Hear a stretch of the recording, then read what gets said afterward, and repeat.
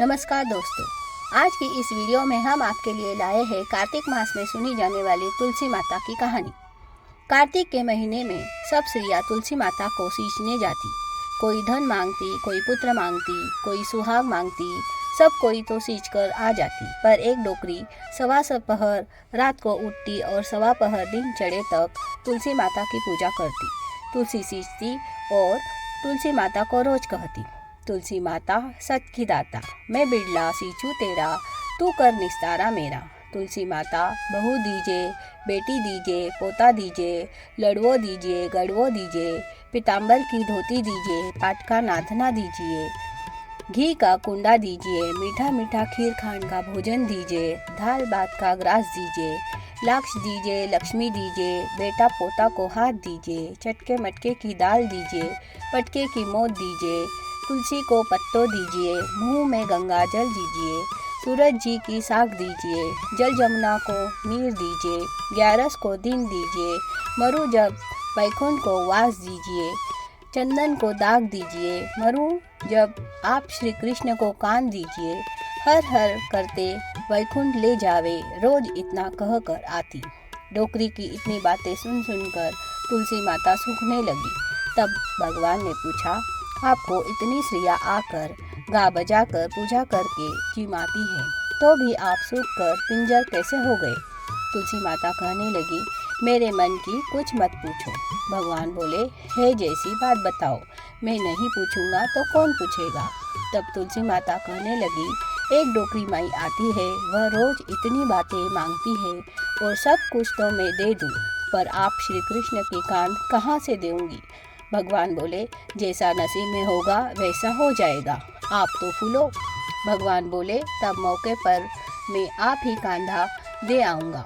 आप सुबह जब वह पूजा करने आवे तब कह देना कि तुम्हें सब मिल जाएगा। पीछे कई दिनों बाद एक दिन वह डोकरी ठोकर खाकर रास्ते में गिरकर मर गई। पूरे गांव के सभी लोग आए।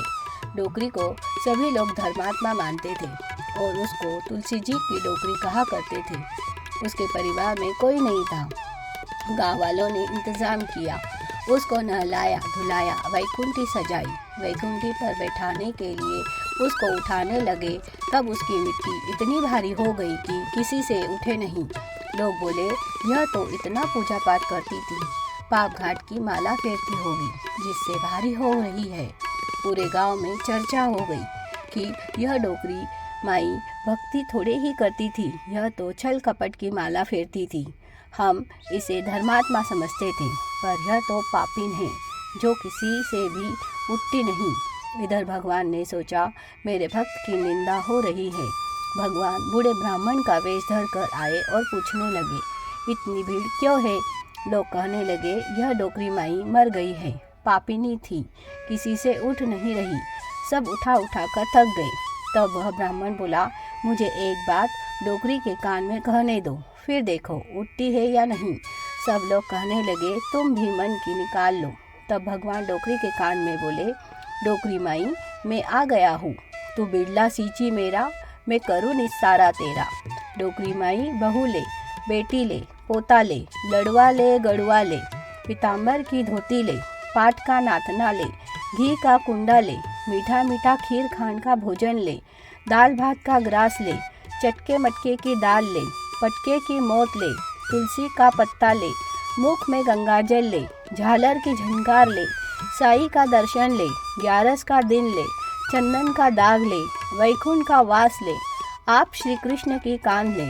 इतना सुनते ही डोकरी हल्की हो गई। भगवान सबको बुलाकर बोले, आओ उठाओ। भगवान ने हाथ लगाया और डोकरी उठ गई। सब ने अचंभा किया, खूब धूमधाम से चले। भगवान उनको अपने कांधे पर ले गए। गांव में डोकरी का चलावा बहुत अच्छा निकला, उसकी मुक्ति हो गई। वह झरन झरन करती वैकुंठ में गई।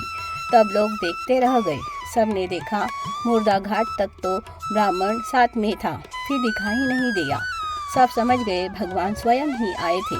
हे तुलसी माता, उसकी मुक्ति कराई जैसी मेरी भी करना, सबकी करना। उसको भगवान कंधा दिए जैसे हमें भी देना, सबको देना। बोलो तुलसी माता की जय।